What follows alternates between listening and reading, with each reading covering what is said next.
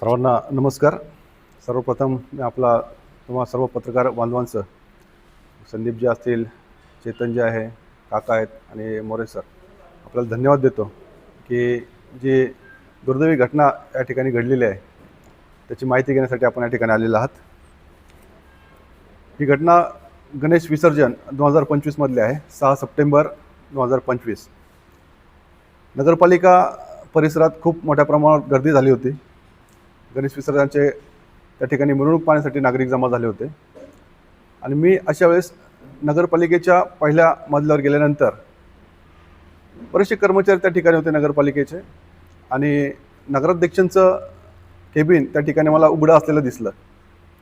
प्रशासकीय राजवट नगरपालिकेवर आहे आणि नगराध्यक्षांचं केबिन या ठिकाणी कसं काय उघडलेलं आहे याच्या उत्सुकतेने मी त्या ठिकाणी आतमध्ये पाहिलं तर अतिशय गंभीर आणि डोक्यात तिडीक जाईल अशी बाब त्या ठिकाणी दिसली. त्या टेबलवर राष्ट्रध्वज पसरून ठेवलेला होता आणि त्याच्यावर फूड पॅकेट अर्धवट खाल्लेल्या अवस्थेत, त्याचप्रमाणे थोडंसं त्याच्यावर सांडलेलं सुद्धा होतं. त्याच्या बाजूला एक जिलेबीचं पॅकेट.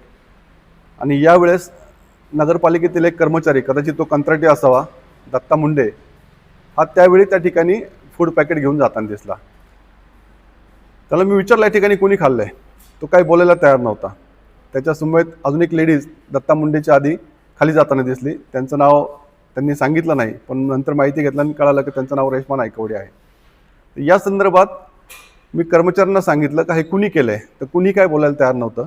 मग मी म्हटलं मग तुम्ही मुख्याधिकारी यांना बोलवा, मुख्याधिकारी याबाबत माहिती देतील. थोड्या वेळाने मुख्याधिकारी त्या ठिकाणी आले त्या केबिनमध्ये. मी त्यांना एवढंच म्हटलं, साहेब हे जे काय कुणी केलं असेल त्यांच्यावर कारवाई झाली पाहिजे. मग कुणी केलं आहे ते पाहण्यासाठी आपण CCTV दाखवा.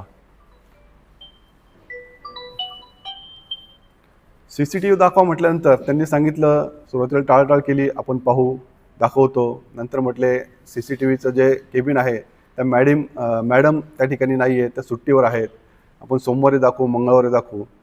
पण त्यांनी ते काय CCTV फुटेज दाखवलं नाही. फक्त त्यावेळेस त्यांनी एवढं कबूल केलं की मी संबंधित कर्मचाऱ्यांवर नक्कीच कारवाई करेल. परंतु ही कारवाई अद्यापपर्यंत काही झाली नाही. त्याच्यानंतर मी वारंवार त्यांच्याकडे पाठपुरावा केला, साहेब CCTV फुटेज दाखवा, दाखवतो. साहेबांच्यावर कारवाई कधी होईल, कारवाई करणार. त्यानंतर नगरपालिका निवडणूक आल्या, नगरपालिका निवडणूक गेल्या, परत पंचायत समिती जिल्हा परिषद निवडणूक आल्या, साहेब पुन्हा व्यस्त, कार्यालयात येतच नव्हते. असे जवळपास एवढे दिवस झाल्यानंतर शेवटी नाईलाजाने मला त्यांच्या विरोधात तक्रार अर्ज दाखल करावा लागला आणि या संदर्भात जे संबंधित दोषी आहे आणि या दोषींना पाठीशी घालणारे मुख्याधिकारी जुन्नर यांच्यावर सुद्धा कारवाई करण्यात यावी असा अर्ज मी जुन्नर पोलीस स्टेशनला दिलेला आहे. किती लोकांच्या विरोधात पुण्याविरुद्ध अर्ज आहे? मुख्याधिकारी चरण कोल्हे आहेत, त्यानंतर कर्मचारी दत्ता मुंडे आणि रेश्मा नायकवडे अशा तिघांच्या विरोधात आपण तक्रार अर्ज दिलेला आहे. काय परिस्थिती होती? चुकून ठेवण्यात आला असं मुख्याधिकाऱ्याकडून अनवधानाने घडलं असं सांगण्यात येते. तुम्हाला काय वाटतं? साहेब, अनवधानाने जर घडलं असेल तर त्यांनी मला ते CCTV फुटेज दाखवायला पाहिजे होता. अनवधानाने घडलं असं ते म्हणत असतील तर दत्ता मुंडे फूड पॅकेट घेऊन तिथून का गेला आम्ही केबिनमध्ये आल्यानंतर, हा पण एक गांभीर्याने घेण्याचा विषय आहे.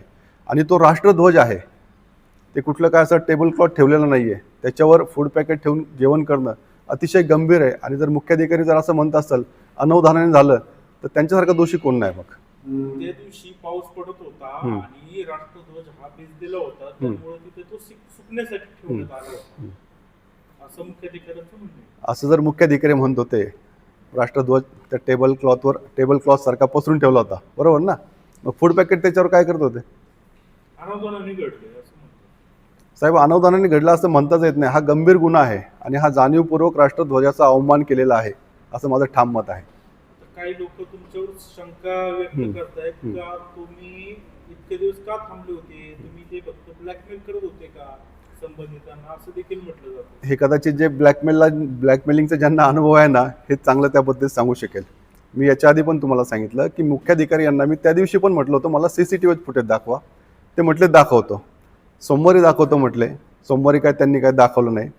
त्याच्यामध्ये जर तुम्ही अजून पाहिलं, माझ्याकडे व्हिडिओ चित्रण पण आहे घटनेचं, त्याच्यामध्ये त्यांनी कबूल केलं की संबंधित कर्मचाऱ्यांवर मी कारवाई करणार आहे. कारवाई करण्यापासून तर मी नाही रोखलं त्यांना ना, मी तर उलट म्हणतोय कारवाई करा.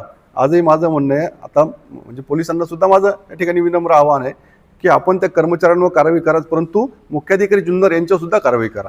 आज तुम्ही पोलिसांना भेटला काय म्हणाले पोलीस अधिकारी? पोलीस अधिकाऱ्यांनी ज्यावेळेस तक्रार अर्ज दाखल केला त्या म्हटले मी त्यांच्या वरिष्ठांशी या ठिकाणी बोलतो आणि त्यानंतर त्यांच्यावर कारवाईच्या बाबतीत करू आपण. तुम्ही त्यांना पुरावा दाखवला तरी वरिष्ठांशी बोलणार, हो. तर काय वाटतं मला यावर? नाही, याच्यावर जर कारवाई होत नसेल तर निश्चित कुठला तरी राजकीय दबाव असावा. परंतु माझं सर्वांना आव्हान आहे की हा राष्ट्रध्वज आहे, आपला सर्वांचा मान सन्मान आहे, याचा सन्मान राखला जावा एवढीच माझी प्रामाणिक इच्छा आहे. आणि या राष्ट्रध्वजाचा ज्यांनी अवमान केला आहे त्यांच्यावर कारवाई झाली पाहिजे. तुम्ही म्हणताय की राजकीय दबाव आहे, तो कुणाचा आहे, कुणाच्या दबावामुळं संबंधित जे कोण अधिकारी कर्मचारी त्यावर सीओ कारवाई करत नाही असं वाटतं? नाही नाही, राजकीय दबाव म्हणजे अशा अनुषंगाने मी म्हणतोय मी, कारण जर एखादा गैरव्यवहार आहे किंवा असं कुठली बाब घडलेली नाही आहे, राष्ट्रध्वज आहे, आपला आत्मसन्मान आहे, या राष्ट्रध्वजाचा अवमान झालेला आहे, त्याचे पुरावे आहेत. मग हे पुरावे असताना जर कारवाई होत नसेल तर आपण काय म्हणणार? कुणाचा दबाव असावा सीओवर असं वाटतं तुम्हाला? आता तेवढं नाही सांगू शकत मी. जनतेमध्ये त्या नावांची चर्चा आहे, पण जनतेचा जर अभिप्राय घेतला तर 100% आपल्याला समजू शकेल.